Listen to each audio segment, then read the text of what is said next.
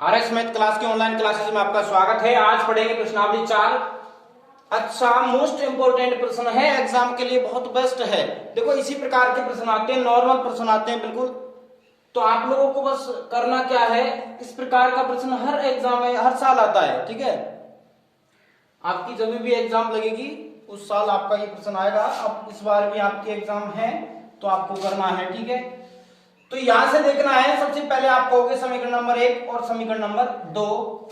6 number का प्रश्न है, प्रश्नावली 6 नंबर की, एक ही प्रश्न आता है, वो आप करोगे। तो यहां से देखना है, सबसे पहले नॉर्मल जो स्टूडेंट होते हैं वो अच्छी तरह ध्यान दें। बिल्कुल बेसिकली मैं स्पीड में समझाऊंगा क्योंकि आपको पता है एग्जाम टाइम नजदीक है, तो उस हिसाब से आप पढ़ते रहो स्पीड में थोड़ा, ठीक है। और टाइम भी लगता है, ज्यादा टाइम की वीडियो होगी तो आपको भी आलस आएगा भाई समझने में, तो उसी हिसाब से स्पीड में पढ़ना है, ठीक है। तो यहां देखते हैं समीकरण नंबर 1। तो लिखोगे समीकरण 1 से, क्या लिखेंगे, समीकरण 1 से।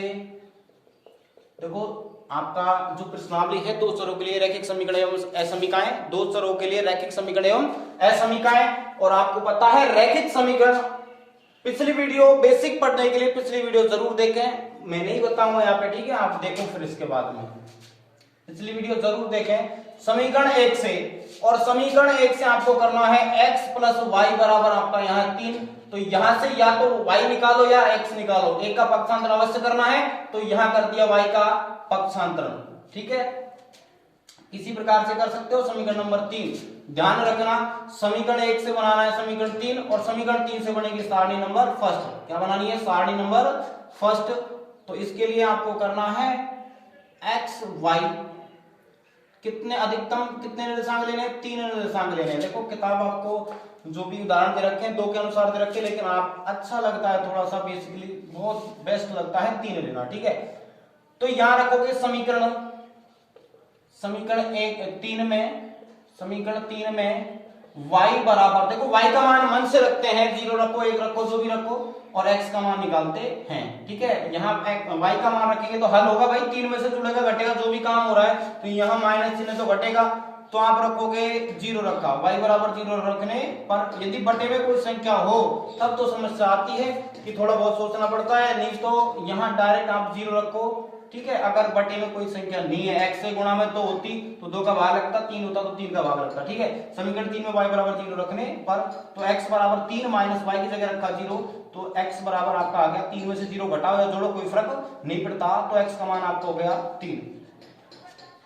0 रखने पर क्या होगा, 3। तो एक बात याद रखनी है, जोड़ने घटाने पर 0 से कोई फर्क नहीं पड़ता, लेकिन गुणा करने पर बहुत फर्क पड़ता है, भाग देने पर फर्क पड़ता है, क्योंकि जो 0 से टकराएगा 0 बन जाएगा, ठीक है। यहां देखना है फिर समीकरण 3 में y बराबर 1 रखने पर रखो एक वही समीकरण 3 आपका है x बराबर 3 माइनस y की जगह रखना है 1, तो आपका x बराबर आ गया यहाँ पे 2, ठीक है। क्या आ गया, x बराबर 2, क्या रखा भाई, 1 रखने पर क्या आ गया, 1 रखने पर आ गया 2, ठीक है। इसके बाद में इसी प्रकार समीकरण 3 में y बराबर क्या रखने पर, 2 रखने पर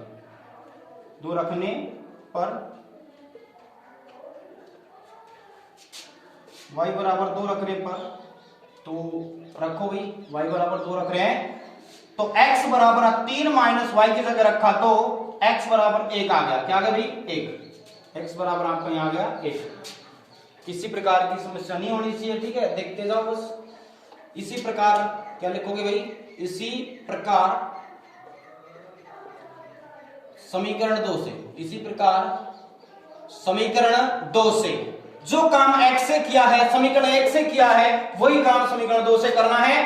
3x माइनस 2y बराबर 4। ऐसा इंपॉर्टेंट बात होती है जब आपको हल करने में समस्या आती है, नॉर्मल पट्टे में कुछ नहीं है तो आपको समस्या नहीं आएगी, यहां समस्या आती है तो इसको क्लियर करना है, अच्छी तरह ध्यान देना है। तो ध्यान रखना 3x बराबर आपका माइनस का 2y इधर आएगा, किसका हो जाएगा, प्लस का 2y, किसका हो जाएगा भाई, प्लस का 2y। मैंने कहा था चाहे यहां से x का निकालो चाहे y का निकालो, करना एक का पक्षांतर है। अब x के अगर इसका पक्षांतर कर दिया तो x की गुणा में जो भी है वो बट्टे में जाएगा, अवश्य जाएगा, ध्यान रखना इस बात को। तो 3 आ गया बटे में, समीकरण नंबर हो जाएगा आपका 4। क्या हो जाएगा? 4। मैंने कहा था समीकरण 1 से समीकरण 3 बनाना है, समीकरण 3 से सारणी नंबर फर्स्ट, और समीकरण 2 से समीकरण 4 बनाना है, और समीकरण 4 के लिए सारणी नंबर सेकंड। पहला x का मान, दूसरा y का मान। आपको 3 खंड या 3 खंड लेने हैं खाने, ठीक है। इसी प्रकार से 3 x के लिए निर्देशांक ज्ञात करने के लिए, ठीक है। तो निर्देशांक अपन निकालेंगे। तो समीकरण 4 में y बराबर 0 रख के देखते हैं। अब यहाँ पे एक चेक करना होगा, मात्र ट्रिक्स बहुत गजब है, मात्र एक चेक करना, फिर आपको कोई समस्या नहीं है। तो एक चेक रखा, चेक नहीं रखा, चेक कर रहे हैं, ठीक है। चेक बहुत बड़ा होता है, ध्यान रखना कि y की जगह अपन रख रहे हैं 0। क्या रख रहे हैं भाई?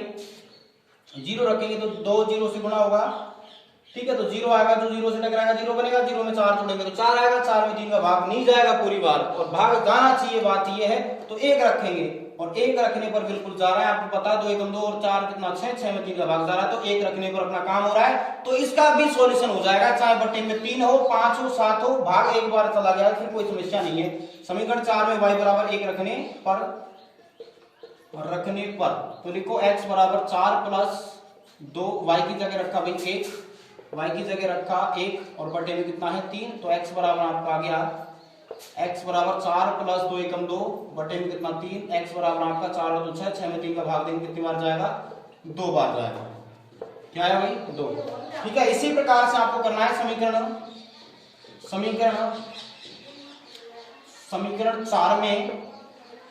4 में y बराबर, अब तरीका आपको बताया था, बटे की संख्या को जोड़ दो, बस कुछ नहीं है। 3 में 1 जोड़ेंगे तो कितना आएगा भाई? 4। अगर आपको विशेष ध्यान रखना इस बात का कि बटे में जो एक बार आई थी पूरी बार भाग चला गया, बटे में 5 हो 7 हो कुछ भी हो, यदि एक बार सोच समझ कर भाग चला गया, 0 रखने पर 2 बार, 3 रखने पर, 4 रखने पर भाग चला गया पहली बार, तो सेकंड स्टेप लाने के लिए क्या करोगे कि उसको जोड़ देंगे। 3 में 1 जोड़ेंगे तो 4, और अगली कंडीशन लाने के लिए आप करोगे 3 में 4 जोड़ेंगे तो 7। ये बात क्लियर कर लेना, ठीक है। 3 में 4 जोड़ेंगे तो क्या आएगा? 7 आएगा। अब 7 देख लेना, रख के देखना। तो समीकरण 4 में y बराबर क्या रखोगे? समीकरण 4 में y बराबर रखेंगे अब 4 रखने पर, बिल्कुल रखेंगे भाई, 4 रख रहे हैं। x बराबर 4 प्लस 2, y की जगह क्या रखा? 4, और बटे में कितना भाई? 2 y के गुणा में है तो 2 से 4 गुणा होगा, बटे में कितना 3। तो x बराबर आपका क्लियर है यहाँ पे कि 4 प्लस 4 दूनी कितना 8, ठीक है। 4 दूनी कितना 8, बटे कितना 3। x बराबर आपका हो गया 8 और 4 12, 12 में 3 का भाग, 3 चौका 12, ठीक है। कितनी बार गए भाई? 4 बार। अब थर्ड पॉइंट आपका यहां पे है कि समीकरण 4 में y बराबर 7 रखने पर अगली कंडीशन क्या है? 7 रखने पर। देखो राइटिंग कैसी भी हो आपको पढ़ना है, बस मेरी राइटिंग से कुछ नहीं हो रहा, बस समझ आना चाहिए, ठीक है। तो समीकरण 4 में y बराबर 7 रखने पर समीकरण 4 ये रहा। तो अपन कह सकते हैं x बराबर 4 प्लस 2, y की जगह रखा अपन ने 7, क्योंकि 2 y से गुणा है तो 7 2 से गुणा होगा, बटे में कितना 3। तो x बराबर कह सकते हो 4 प्लस 7 दूनी 14, और 14 में 3 का भाग देंगे, 14 में नहीं दे रहे, जोड़ेंगे पहले इसको, ठीक है।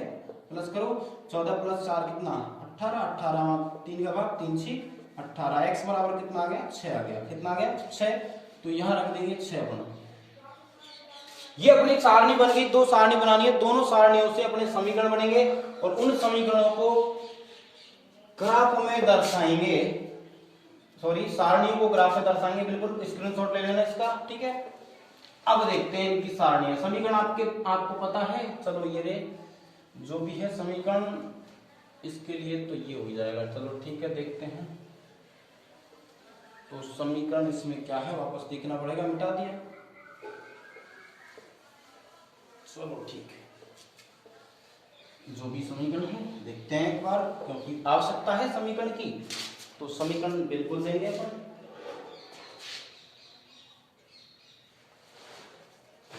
आपके समीकरण है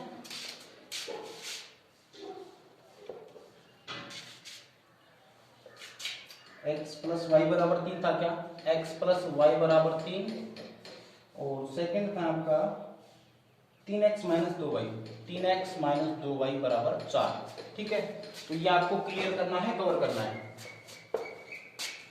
तो ये दो समीकरण थे, समीकरण 1 समीकरण 2। अब यहां से आपको ग्राफ दर्शाना है, थोड़ा स्पीड में देखना।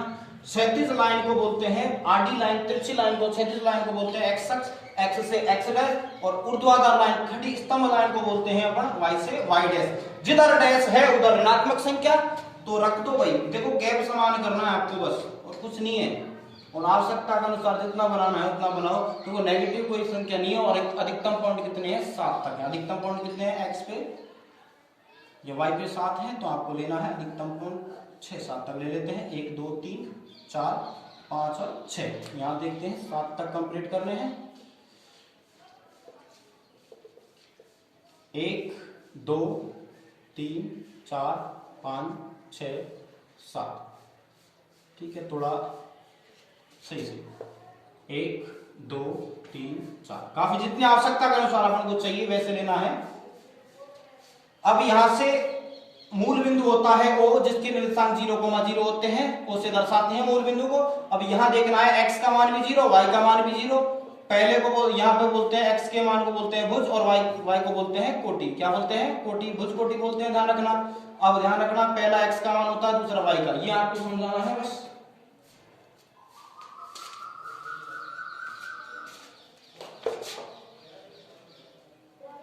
अब यहां से देखो सारणी नंबर ये अपनी है, इसको लिखना है, दर्शाना है।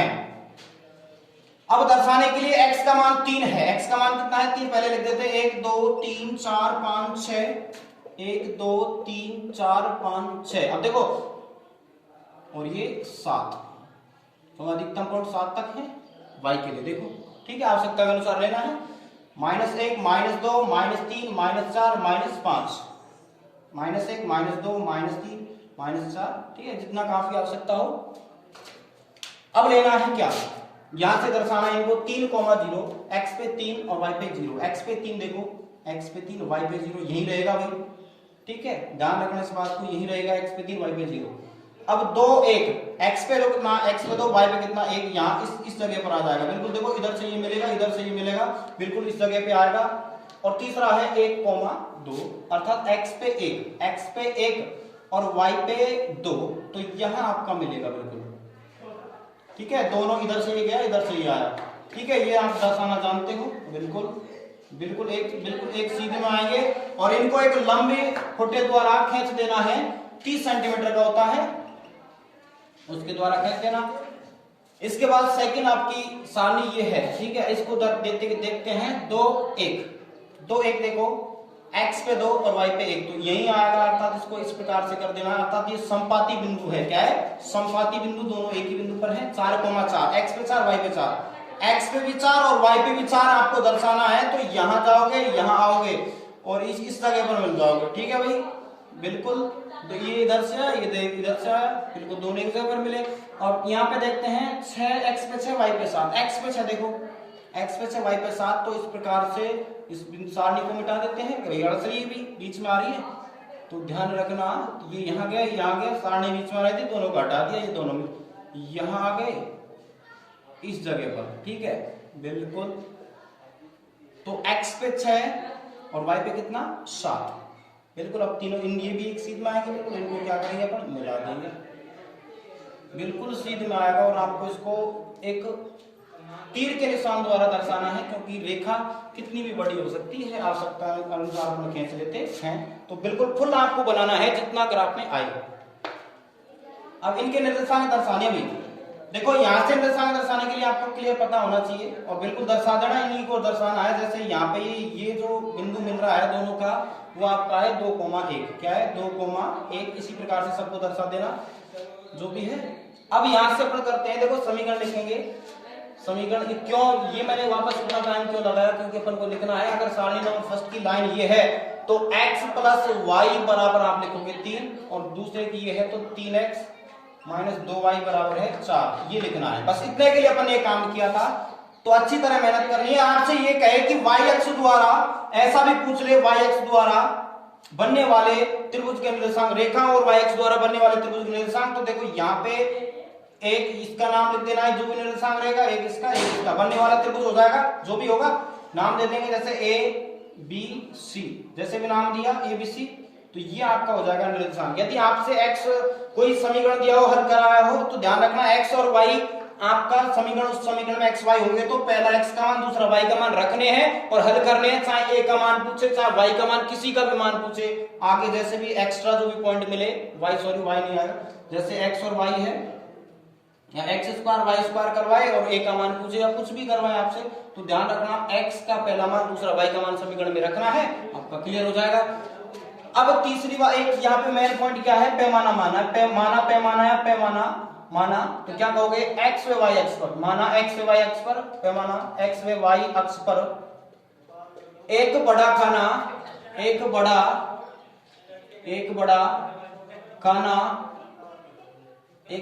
बराबर क्या होगा, एक इकाई या 1 सेंटीमीटर स्क्वायर या 1 वर्ग सेंटीमीटर, क्योंकि वर्ग का मात्रा का वर्ग चार भुजाएं बराबर होती हैं, आपको यहाँ पे 1 सेंटीमीटर का वर्ग मिलेगा और 1 सेंटीमीटर में 10 mm होते हैं, छोटी छोटी लाइन भी आपको मिलेंगी, ठीक है, वो आपको क्लियर करना है।